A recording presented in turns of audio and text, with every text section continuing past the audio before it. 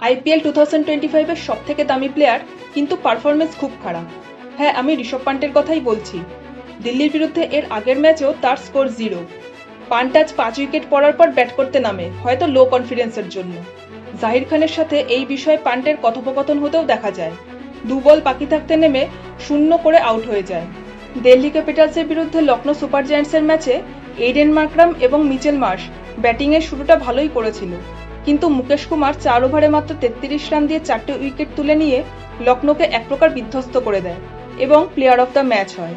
অপরপক্ষে অভিষেক পোরেল এবং কেএল রাহুল দিল্লির হয়ে দুর্দান্ত ব্যাটিং করে 8 উইকেটে ম্যাচ জিতিয়ে দেয়। পোরেল আজ 36 বলে 51 রান করে, যেটা এই সিজনে তার প্রথম হাফ সেঞ্চুরি। রাহুলও 42 বলে 57 রান করে এবং আইপিএল ইতিহাসে 5000 রানে পৌঁছানো দ্রুততম ব্যাটসম্যানের খেতাব অর্জন করে।